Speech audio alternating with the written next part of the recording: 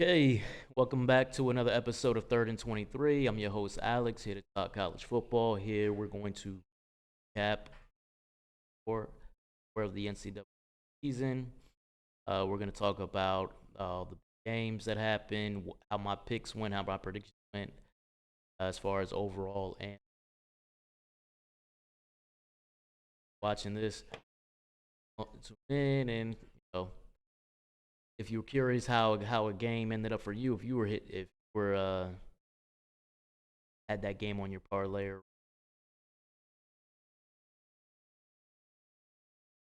But anyways, without further ado, let's get right into it. First game, Florida State at Clemson. Florida State was a 2-point favorite. If you guys remember my preseason video, I said that Florida State would win the game, and then I had Clemson. I saw Florida State would win this game, would finish atop the standings in the ACC, and then it'd be a rematch between Clemson and Florida State ACC championship game. And I thought Clemson would thought Cade Klubnik would have up enough over the course of the season to be able to win that game. I went against my pick because of how Florida State performed against BC when I saw a lot of issues with them, especially defensively. I thought Clemson could win this game. And you know what? Clemson had their opportunities. Clemson ended up losing this game 31-24 in overtime. They outgained Florida State by a lot, ended up with 429 yards of offense. They dominated the time of possession. Critical mistakes, man. Critical mistakes in this game. Lost them. They were up touchdown in the second half, 24-17. Looked like they're going in for another score, at least a field goal to go up double digits. That guy misses a block. Doesn't know he's supposed to block him, actually. Allows a sack, fumble, ran back for a touchdown, tie game. Clemson misses a field goal in the final minute. That would have put him up 3. And with the way it played out, could have ended up being a kick. It missed a chip shot field goal. Coaching errors. There were a lot of coaching errors in the game. Dabo Swinney was going off on his coordinator, especially a lot of critical mistakes that he was making. Didn't really look like he was ready for this as far as the really shaky decision making. Give Florida State their credit. They didn't make these mistakes. If you watch the game, you think Clemson's the better team. They got the better players. They completely erased the Florida State running game. Yeah, Florida State's downfield passing game with Jordan Travis, Johnny Wilson, Deion Coleman. They were hitting off some passes, but you couldn't expect that to happen. That was pretty much all they had in this game. Couldn't really stop Clemson for the most part. Couldn't run the ball. And they still won the game, though, because they didn't make any mistakes. So I'm going to have to eat this one. The game that I said I was doing, taking the Clemson money line, so I that. So that's lost both on my overall record and against. Now moving on to Rutgers and Michigan State. This was a game that I said I wasn't going to do because Michigan's a 24-point favorite. I thought Michigan would win easily, but let's say, they win. In fact, my words were, if Michigan wins 31-10, they won easy, but, you lost here against the spread pick, so I was not going to do that. The final score was actually 31-7, so I almost hit it on the button. So this ended up being a push if you laid the points. I wasn't going to lay the points. I recommended not laying the points. This was a game that Rutgers really didn't do anything offensively. They only had 257 yards of offense. Couldn't run the ball. They hit one slant pass that went to the house, like 70 yards. But other than that, they couldn't pass the ball, but you don't expect them to be able to pass it with that.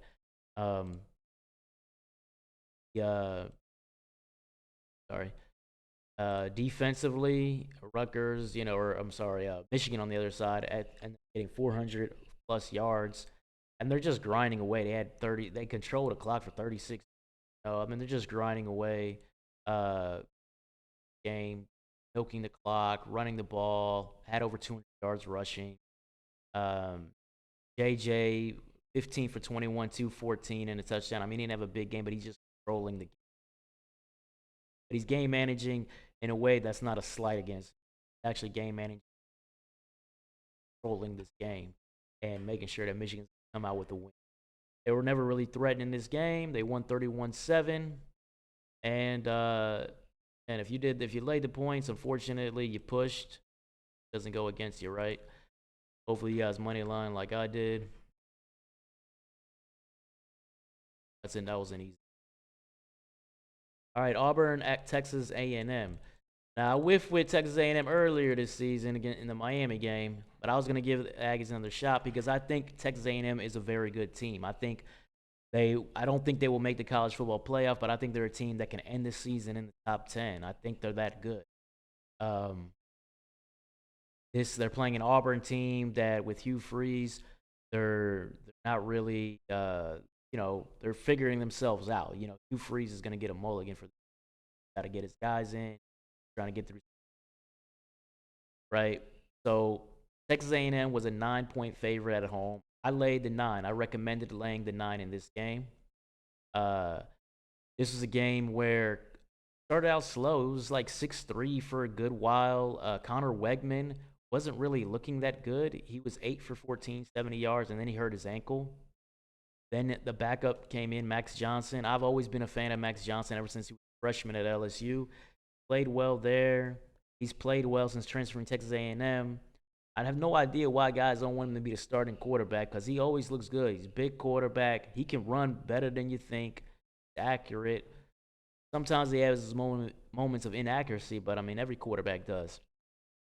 So I don't know what the timetable is on Connor Wegman coming back, but they're going to be fine with Max Johnson, and some people might even think better.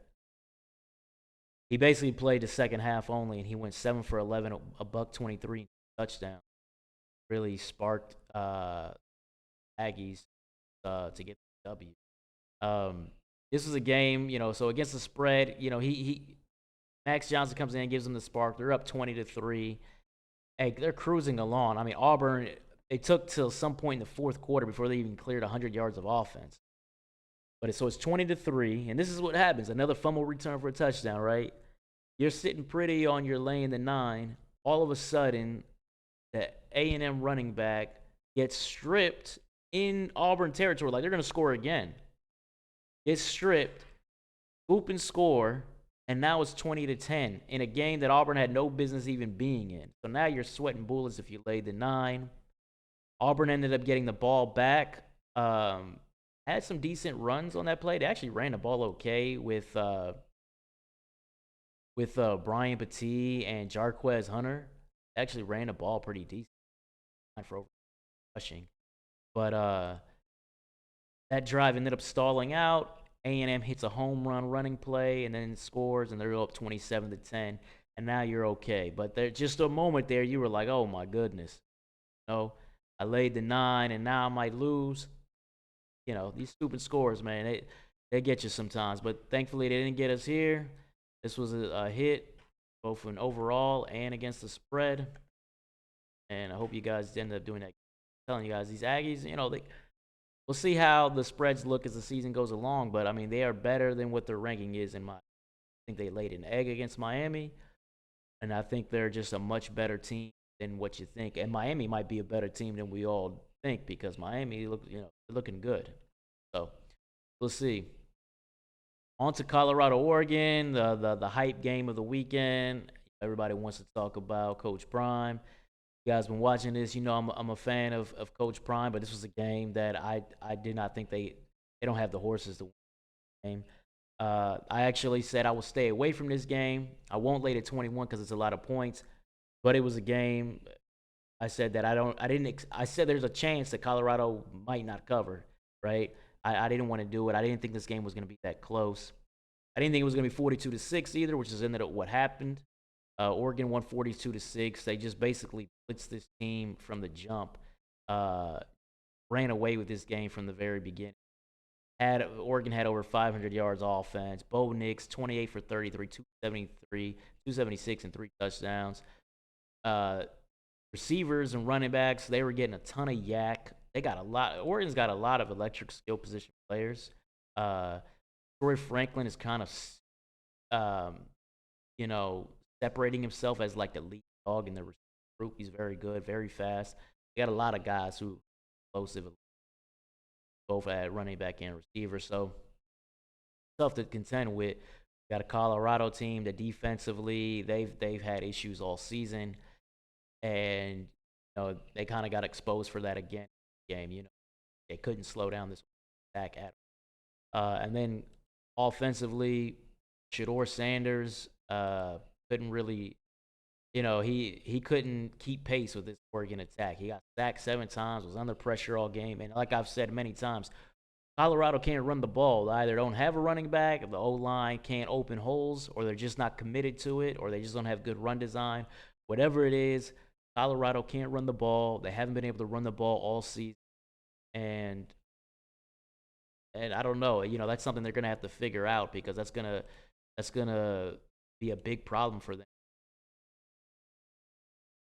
Anyways, this was the money line game. I recommended not doing it. I want to one. If you laid the 21, congrats on that. Cause you. All right, Ole Miss Bama. Here's the game where I did the reverse. I did a Florida State Clemson.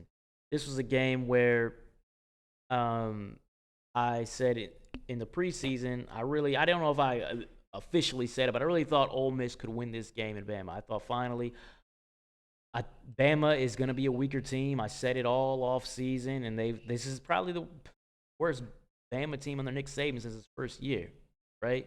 I said they're ripe for Ole Miss to finally get over the hump and beat these guys. Man, Lane Kiffin is straight up owned. They're just straight up owned, right? Bama won this game 24-10. Now I didn't want to do this game. I recommended it. So what I told you guys is I'm gonna take them overall for the overall here, but I recommended against the spread. Regardless, it was a loss. That's what I recommended last week, as the spread ended up 6.5. But I didn't want to do this game because Ole Miss looked like they were missing something. Quinshon Judkins hasn't been able to run the ball, and I found out that he's been kind of banged up this season, is what the word is. In this game, again, he only had like 50 yards rushing or so, something like that. Jackson Dart didn't really, I mean, he made some passes, but he had a really ugly pick in the double coverage, throwing it deep. I don't know what he was thinking on that situation. They couldn't keep the ball 3 for 14 on third down. They just couldn't get any drives going.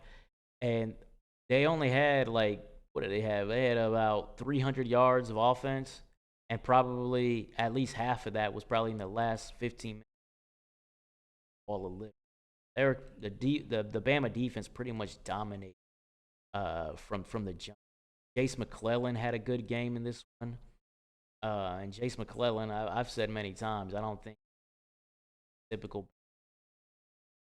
of a running back, but he went over 100 yards. Jalen Milroe, man, all the talk about him, I told you guys it was overblown. He played well in the Texas game. He's clearly better than those other Bama quarterbacks, clearly better than them. And he had his moment. Now he does have bad moments. I'm not going to sit here and say he doesn't, but 17 for 21, 225. He had an ugly. This game could have been worse too, because he had an ugly pick in the end zone that he shouldn't have thrown. And then Bama blocked the punt when Ole Miss was backed up in their own end zone. Bama blocked the punt. It goes out at the 1-yard line. The first play, Jalen Milroe lets a snap go through his hands, goes back. They recover it, but now they're like second and goal from like the 12-yard line or something like that. They ended up having to kick a field goal. So there was situations where Bama could have actually opened this game up on. Ole Miss didn't look like they ever had a shot to win this game. They started out up 7-0, but it was pretty much all downhill from there.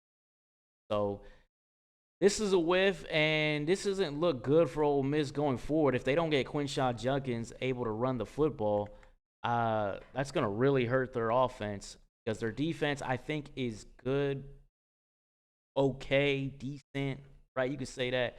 They're not in the realm of like a Bama or Georgia or other defenses that aren't even as good as those defenses, right? They're not up there with that. They need their offense to get going, to score points, for them to get off and for them to get W's, because they're going to win games like they won the week before, 48-23 against Georgia Tech. They gave up some yards. They gave up some points.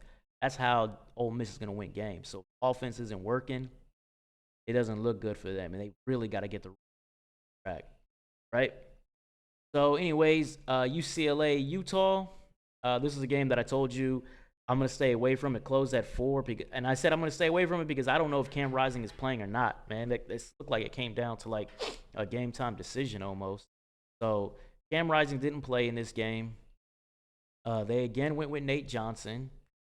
Uh, I said I will take Utah in this game because UCLA starting the true freshman quarterback Dante Moore, who's looked really good this year, but this is going to be his first environment where he's going to have to really deal with the crowd and deal with a really good defense, and I think it could affect him. I said it probably lead to some turnovers. And first play of the game, he threw a pick six, set the tone of the game, and he also lost a fumble in the red zone.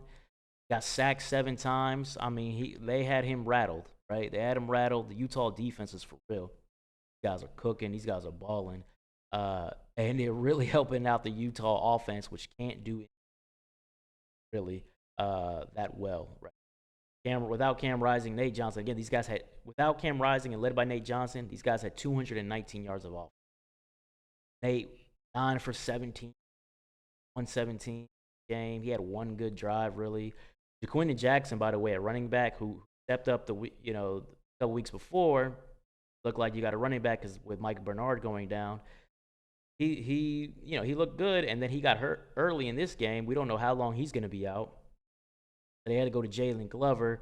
He was 86 yards. He was okay, but really it was the defense just owning CLA's offense, owning Dante Moore. 7 win for Utah. But Utah actually did cover in this game, so if you did that, congrats. This is a game I definitely stayed away from, but like I said, I recommended Utah win this game at home. I thought they would rattle the true freshman quarterback in his road environment, and that's exactly what happened. Oregon State at Washington State. So this is another game I said I'm going to stay away from, but I'm going to take Washington State straight up because Cam Ward, is better than DJU at Oregon State. He just is. Cam Ward, to me, he's been cooking this year, balling. And again, he was slinging it in this game. He was going downfield. He was hitting everybody off downfield. He was intermediate game, everything. He ends up throwing for 400+ yards, 4 touchdowns. He's got 2 wideouts looking like they're legit too. They don't look like system wideouts either to me. These guys look like they can play. Kyle Williams, 7 for 174 and a touchdown. Josh Kelly, 8 for 159 and 3 touchdowns.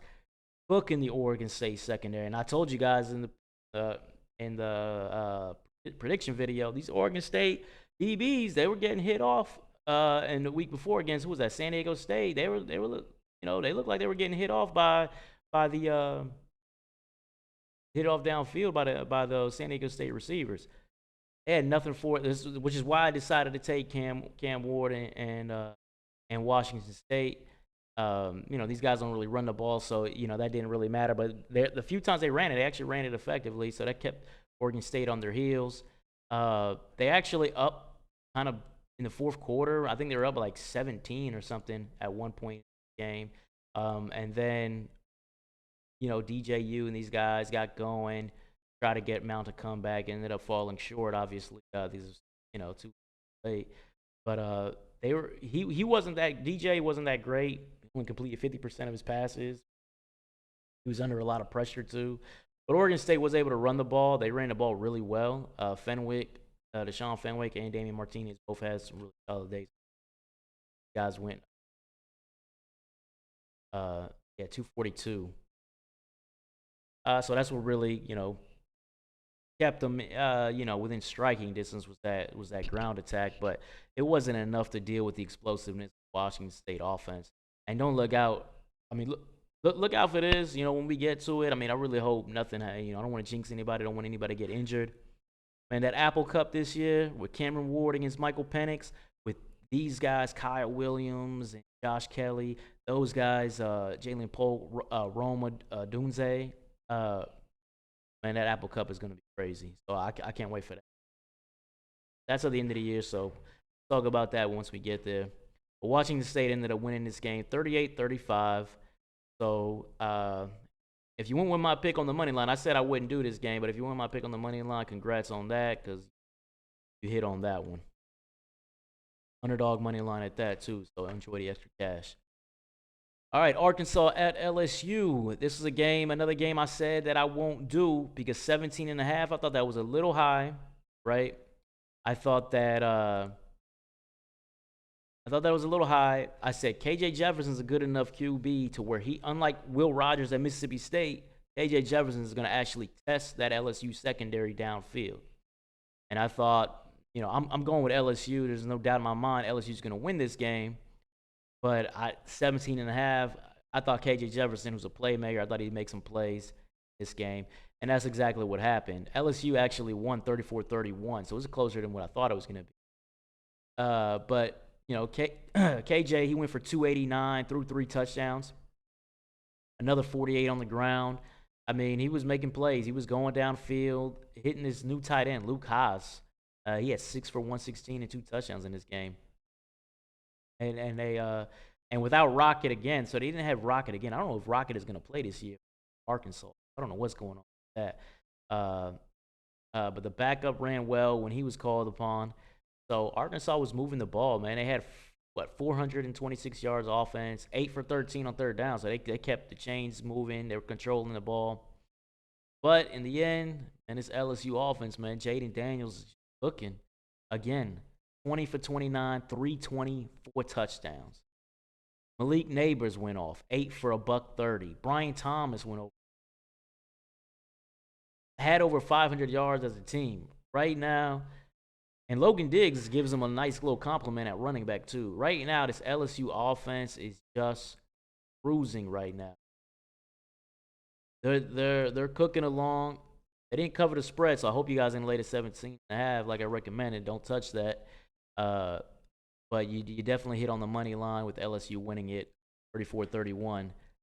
Though you may have sweated this one out to the end because this went down to I believe this was a walk-off field goal at LSU. Now moving on to Iowa at Penn State. I told you guys in this one, I'm doing this. I'm laying the 14.5. I didn't care. This all boiled down to can Penn State get into the 20s is what I thought. Because there's no way Iowa's going to get more than 10 points in this game. No more than 10, and I thought 10 was a stretch. The final score ended up being 31-0. And that doesn't even really cover the domination in this game. Iowa only had 76 yards of offense in the game.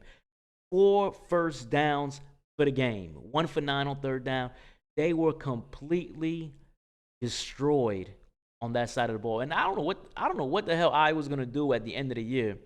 Because with this offense that they got going, man, it's just not it's not cooking. It's not 2023.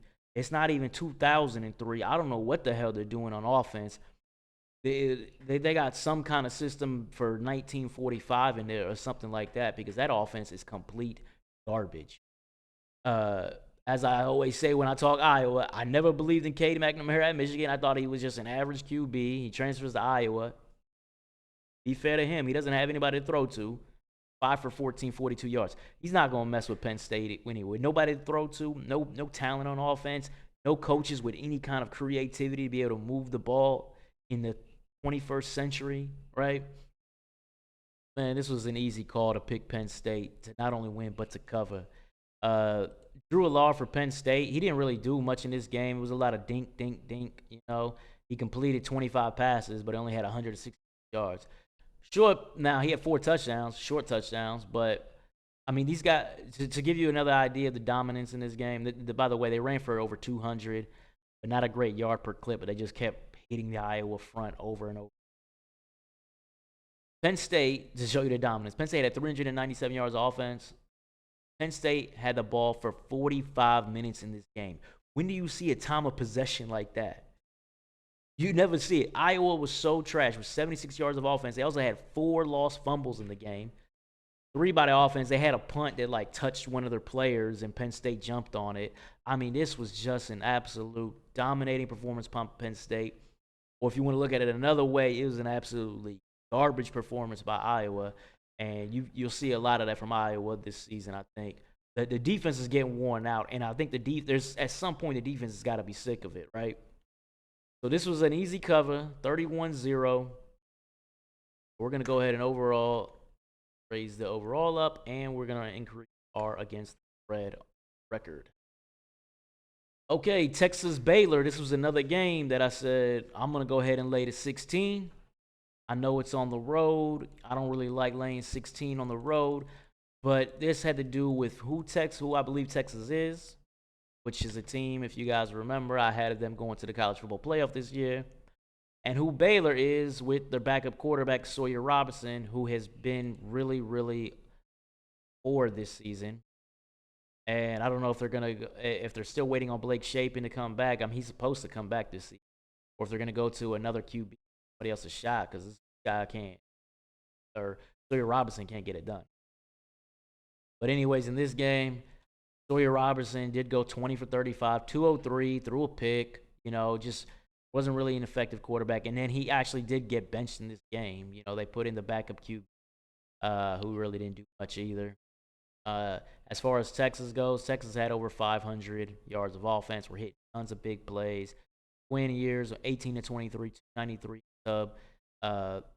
He's cruising along. Jonathan Brooks, man, watch out for him. He's a little underrated running back. He had 100 yards in this game, and he's got some wiggle to him. He's underrated in my opinion. And I believe Jatavian Sanders, man. Jatavian Sanders, yeah, he had 5 for 110. Another big game for him. He's got to be running away with the Mackey. So Texas they have to have the Mackey winner. I mean, I know this is only week 4. Let's see how the season plays out, but this guy's got to be running away from. But anyways, Texas easily covered this, 38-6.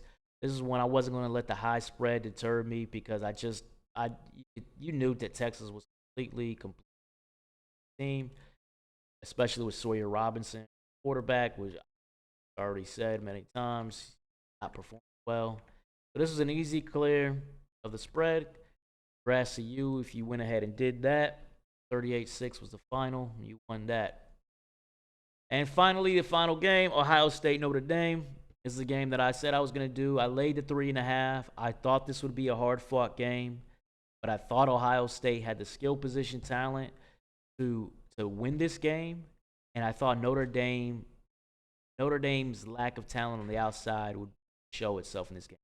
And that is what happened, but not enough to cover that spread. So this was a hard-fought game, but Ohio State was up 10-0 for a good portion of this game. But Notre Dame just kept coming. They just kept coming. They ran the ball really well in this game. What they have? They had 170 on the ground. They ran the ball really well on Ohio State. Sam Hartman, 17 for 25, 175 and a touchdown. He didn't have a bad game, but again, he was hitting off his tight ends and running backs in this.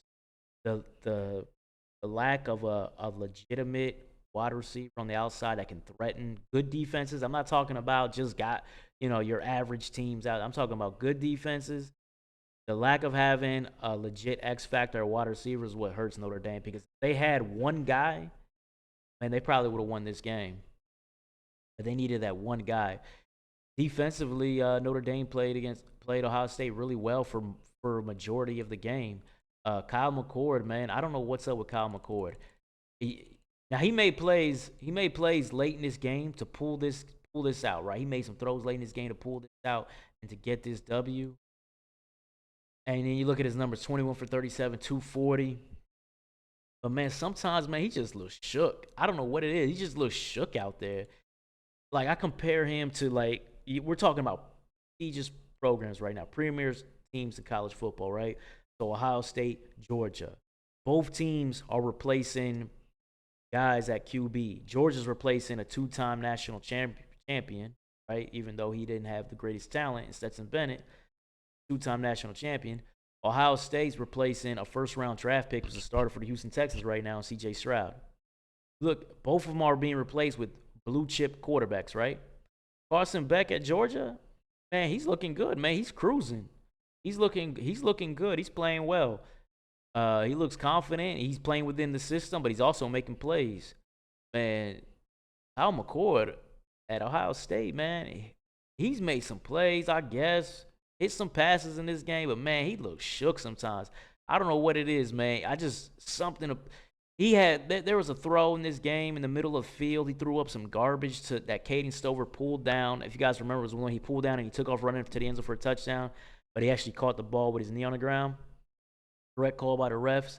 But that was some garbage. That could have easily been picked off and set up Notre Dame with good field position to score and make this a game to where that Ohio State won't be able to come back and win.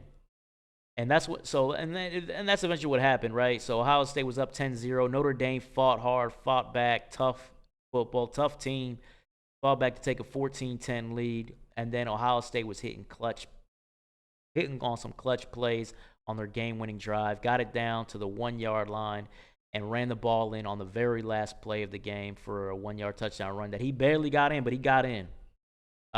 So, you know, props if you took Ohio State with the money line.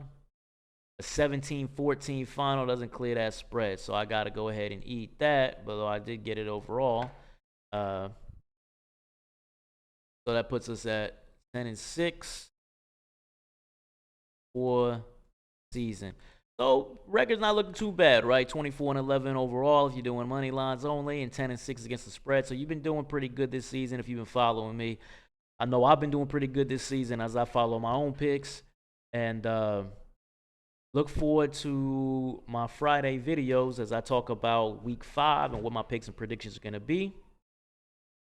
You can see this video on YouTube. So by the way, you'll see my YouTube handle here in a few seconds. So if you want, you could like, follow, subscribe, all of that. If you want to see all the content that I post.